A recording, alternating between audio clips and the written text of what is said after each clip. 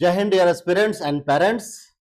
एक बड़ा डाउट है अभी लोगों को, स्पॉट राउंड क्या है, ऑफलाइन काउंसलिंग होगी या नहीं होगी, क्या सर्टेनिटी है उसकी। तो देखिए, मैं आपको ऑफिशियली ऑल इंडिया सैनिक स्कूल एडमिशन काउंसिल की तरफ से जो अनाउंसमेंट है उसको लेकर के आपको उस पर जाके समझाता हूं। मैं अपनी तरफ से आपको कुछ नहीं कह रहा। ये FAQs हैं, फ्रीक्वेंटली आस्क्ड क्वेश्चन, जो आइजैक पोर्टल पर अपडेटेड हैं।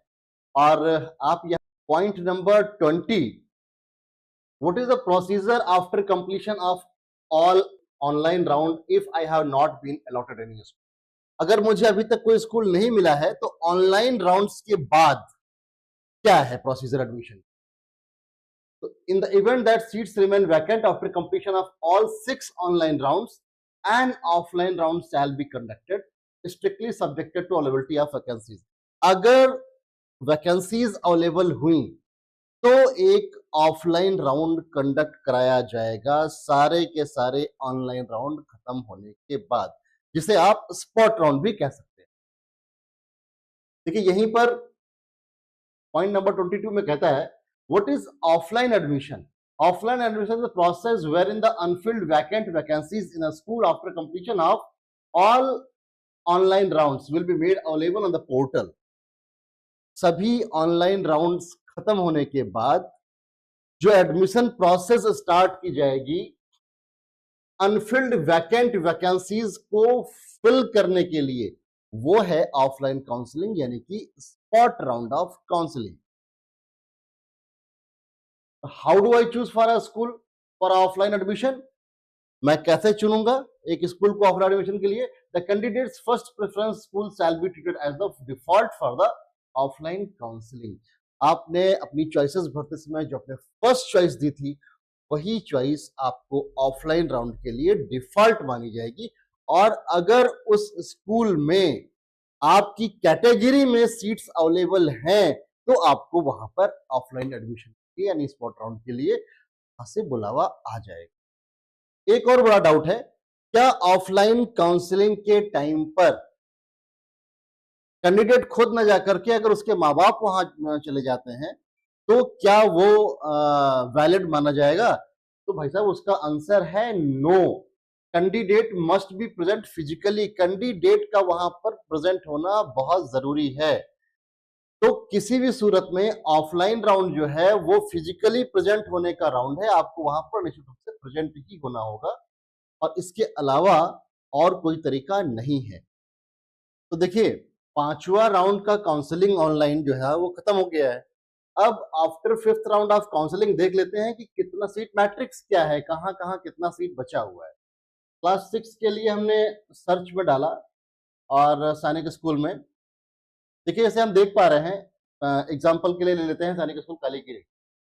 बॉयज के लिए अब सैनिक स्कूल कालीकिरी में होम ST में 1 सीट वैकेंट है, होम डिफेंस में 1 सीट वैकेंट है, अदर SC में 2, अदर ST में 2, अदर OBC में 2, अनरिजर्व में 7 और अदर डिफेंस में 1। टोटल वैकेंसीज 16 है। अब सपोज कि ये 16 सीट्स सैनिक स्कूल कालीकिरी में अभी 6th round of online counselling के लिए अवेलेबल हैं। अब इसमें से 6 सीटें भर जाती हैं 6th राउंड ऑफ काउंसलिंग, तो सीटें टोटल बचेंगी 10। अब वो 10 सीटों में भी देखना ये होगा कि वो किस किस कैटेगरी में सीटें बची हैं। अब मान लिया जहां पर सीट की अवेलेबिलिटी ही 0 है, होम SC में 0 है, होम OBC 0 है, होम अनरिजर्व 0 है। जब जहां सीट 0 ही है और आप उस कैटेगरी में आते हैं और आपका सैनिक स्कूल कालीकिरी फर्स्ट चॉइस था, तो जब वहां पर सीट अवेलेबल ही नहीं बची है तो अब फर्स्ट चॉइस का कोई मतलब तो है नहीं।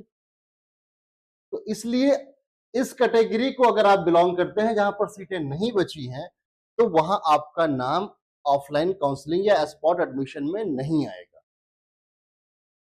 लेकिन अगर जिन कैटेगरीज में सीटें बच जाती हैं और आप उस कैटेगरी से बिलोंग करते हैं, उस स्कूल को आपने अपनी फर्स्ट चॉइस डाला था, तो आपको ऑफलाइन काउंसलिंग के लिए कंसीडर किया जाएगा। और हर एक बंदे को कंसीडर भी नहीं किया जाएगा। एक बड़ा क्लियर कट इसका वो है कि स्पॉट एडमिशन के लिए कौन लोग एलिजिबल हैं। नंबर वन, जब काउंसलिंग प्रोसेस स्टार्ट हुआ था, आपको याद होगा फरवरी के महीने में, आपने अपना रजिस्ट्रेशन किया हो आइजैक पोर्टल पर, आपने अपना मेडिकल करा लिया हो जिन लोगों को मेडिकल के लिए कॉल आया था, और फिर आपने चॉइस फिलिंग में अपनी चॉइसेस दी हो। इसके बाद जब काउंसलिंग स्टार्ट हो गई, आपको सीट अलॉटमेंट स्टार्ट हो गया, तो आपको अगर कोई किसी स्कूल में सीट मिली है तो आइदर आपने उसको एक्सेप्ट करना था या उसको रिजेक्ट करना था। तो अब आपने अगर एक्सेप्ट कर लिया है तो मान के चलते हैं वहां आपने एडमिशन भी ले लिया होगा।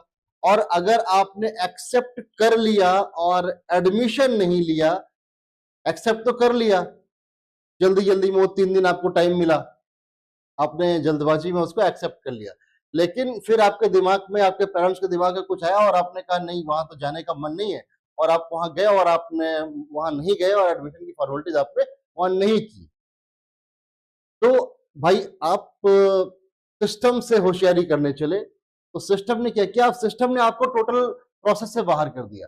आप ऑनलाइन काउंसलिंग के सारे रूट से बाहर हैं।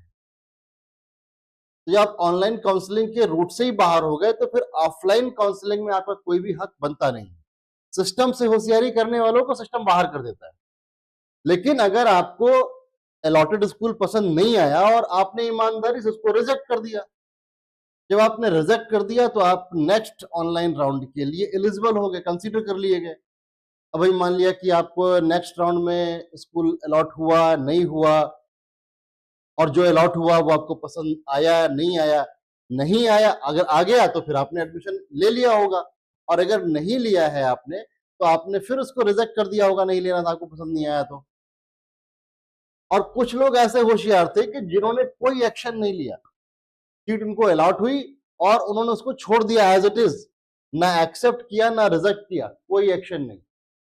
तो ये भी वही महान लोग हैं जो सिस्टम को फुल बनाने की कोशिश कर रहे हैं। कोई एक्शन नहीं लिया, आप फिर बाहर हैं, क्योंकि उसका तात्पर्य यही कि भाई साहब आप जो है ना, आप इस प्रक्रिया में बने ही नहीं रहना चाहते। हर एक सिस्टम है, आप सिस्टम को फूल कर रहे हैं। तो जब आपने कोई एक्शन नहीं लिया तो उस कंडीशन में भी आप ऑनलाइन काउंसलिंग के सारे के सारे राउंड से बाहर हो गए। अब आप ऑफलाइन काउंसलिंग में दावा नहीं कर सकते। अब जिन लोगों ने कहीं पर भी एडमिशन नहीं लिया है, वो बच्चे अगर उन्हें उनका फर्स्ट चॉइस, और हाँ एक बात और, अगर मान लिया आपको अपना फर्स्ट चॉइस जो था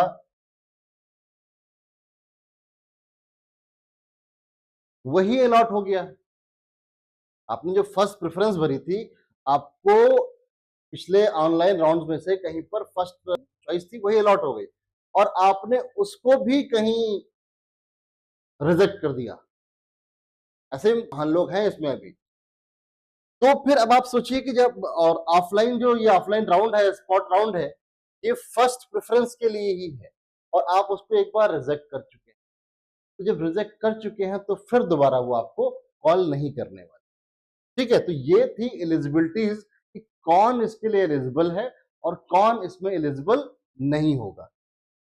अब देखिए, जैसे मान लिया हम अभी बात कर रहे थे सैनिक स्कूल कालीगिरी की। अब होम डिफेंस में एक सीट यहां पर अभी वैकेंट दिखा रहा है। मान लेते हैं कि आफ्टर 6 राउंड भी ये एक सीट यहां पर वैकेंट रहेगी। उस कंडीशन में आप अगर होम स्टेट डिफेंस कैटेगरी में हैं तो ये एक सीट वहां वैकेंट है, वो आपको एडमिशन के लिए वहां बुला लेंगे। इस एक सीट के लिए वो कम से कम 10 लोगों का लिस्ट जारी करेंगे, 10 लोगों की मेरिट वाइज एक लिस्ट बनाएंगे। अब उस मेरिट वाइज लिस्ट में मान लेते हैं कि आपका नंबर है 9वां है, 10वां है, कुछ भी मान लो। अब आप सोचोगे कि यार सीट तो वहां पर एक ही है और मेरिट लिस्ट जो जारी हुई है उसमें मेरा नंबर 10th है, ये क्या मजाक है? एक सीट पे 10 लोगों को इनवाइट कर रहे हैं, मेरा नंबर ही नहीं आएगा। नहीं, आ सकता है, बिल्कुल आ सकता है, देयर आर द चांसेस। देखिए, 6 राउंड काउंसलिंग के बीत जाने के बाद बहुत सारे बच्चे ऐसे हैं जिनके अंदर, बहुत सारे पेरेंट्स ऐसे हैं जिनके अंदर इतना पेशेंस नहीं है जितना आपके अंदर, इतना कोई इंतजार नहीं करता। आप महान हैं। क्या आपने इतना लंबा इंतजार किया है कि नहीं भाई मुझे तो उसी से शादी करनी है। अब डिपेंड करता है कि उसने किसी और को चुन ना लिया हो, अगर उसने किसी और को नहीं चुना है तो भाई वो भी अवेलेबल है आपके लिए। तो जब आप जो है मूड बनाए तो फिर वो अवेलेबल हो गई। और जो लोग लाइन में थे, वो इतना इंतजार तो नहीं किए होंगे, वो कहीं ना कहीं सेटल हो गए होंगे। तो दिख तो रहा है कि वहां आपका वेटिंग लिस्ट में नंबर 10वां है, लेकिन 1 2 3 4 5 6 7 8 9 ये सभी के सभी 6 राउंड ऑफ काउंसलिंग में कहीं ना कहीं उनको मिल गया और वो जाके सेटल हो गए। तो फिर ये सीट आपके लिए अवेलेबल है। लेकिन स्पॉट राउंड ऑफ काउंसलिंग में आपको वहां जाना होगा। स्पॉट का नाम ही वही है ना? उस स्पॉट पे पहुंचना होगा। अगर आप वहां पे फिजिकली प्रेजेंट नहीं है, मैं कैंडिडेट की बात कर रहा हूं, तो वो कैंडिडेचर जो है वहां पर उसका रिजेक्ट हो जाए। तो ये है फिलहाल अभी तक का जो अपडेट है। आज 22 मई है, 25 मई को 6th राउंड ऑफ काउंसलिंग का रिजल्ट आउट हो जाएगा। बड़े ही सिस्टम के साथ ये सब कुछ चल रहा है। और फिर उसके बाद 1 हफ्ते का टाइम मिलेगा पूरा पूरा आपको। 2 जून तक 6th राउंड ऑफ काउंसलिंग ये कंप्लीट हो जाएगी। फिर 5 जून से आपके स्पॉट राउंड ऑफ काउंसलिंग का प्रोसेस स्टार्ट हो जाएगा। तो फिलहाल उम्मीद करते हैं कि आपको 6th राउंड ऑफ काउंसलिंग में कहीं ना कहीं मिल जाए और आप उसको ज्वाइन करें। Thank you.